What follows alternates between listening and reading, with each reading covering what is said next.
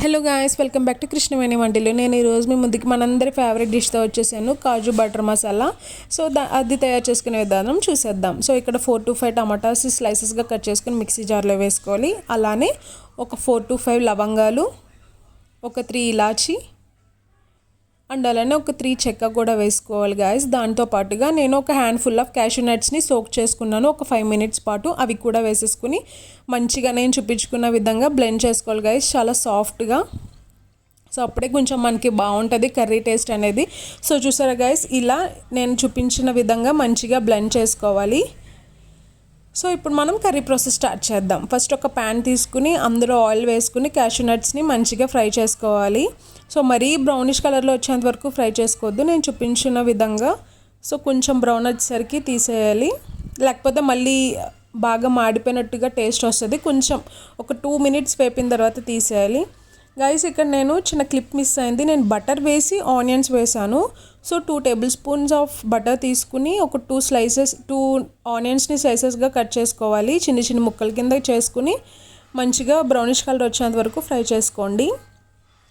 దాంతోపాటు ఇప్పుడు 1 tablespoon of కారం, 1 tablespoon ఆఫ్ అల్లం వెల్లుల్లి పేస్ట్ అండ్ అలానే కొంచెం పసుపు కూడా వేసుకొని మంచిగా మిక్స్ చేసుకోవాలి. కసూరి మేతిని నేను చూపించిన విధంగా రబ్ చేసుకుని వేసుకోవాలి గాయస్. సో ఆనియన్స్ అనేవి మంచిగా ఫ్రై అయితే మనకి టేస్ట్ బాగుంటుంది. సో కసూరి మేతి వేసుకున్న తర్వాత ఒక tablespoon ఆఫ్ గరం మసాలా కూడా వేసుకోండి.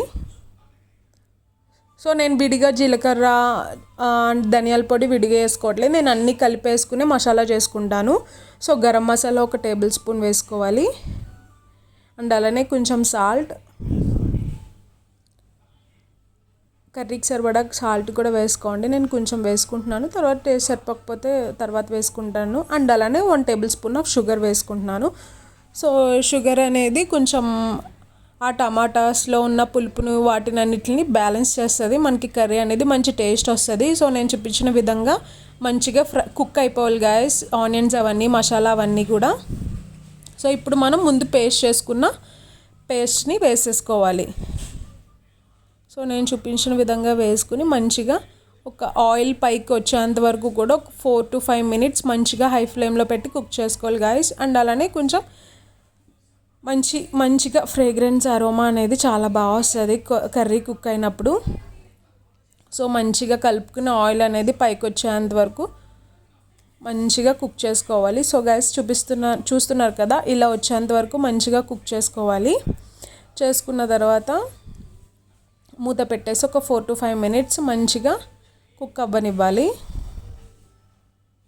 సో ప్రతి ఒక్కళ్ళు టేస్ట్ చేసి కర్రీ ఎలా వచ్చిందో చెప్పండి. అండ్ అలానే మీరు ఏ ఊరు నుంచి చూస్తున్నారు, మా వీడియోస్ ఎక్కడి వరకు వెళ్తున్నాయి, అండ్ అలానే ట్రై చేసారా లేదా అనేది నాకు కామెంట్ సెక్షన్లో చెప్పండి తప్పకుండా.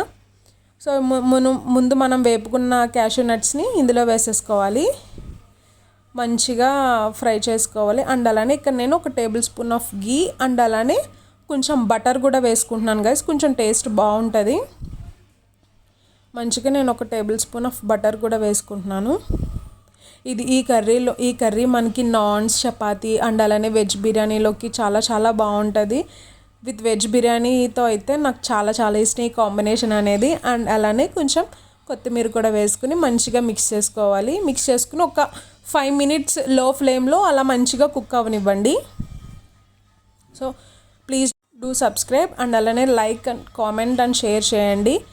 సో నాకు కామెంట్ చేయడం మాత్రం అసలు మర్చిపోవద్దు, ఎక్కడి నుంచి చేస్తున్నారు, ట్రై చేసి నాకు ఎలా ఉందో చెప్పండి. సో ఒక 4 to 5 minutes కర్రీ బాగా కుక్ అయిన తర్వాత మంచిగా సర్వ్ చేసుకుని నాన్స్, చపాతీ అండ్ అలానే వెజ్ బిర్యానీలోకి సైడ్ డిష్గా పెట్టుకుని తింటే చాలా చాలా బాగుంటుంది గాయస్. సో ఇగో కర్రీ అయితే రెడీ అయిపోయింది, నేను టేస్ట్ చూసి ఎలా ఉందో చెప్పేస్తాను. సో ఇంత ఈ వీడియో, బాయ్ బాయ్.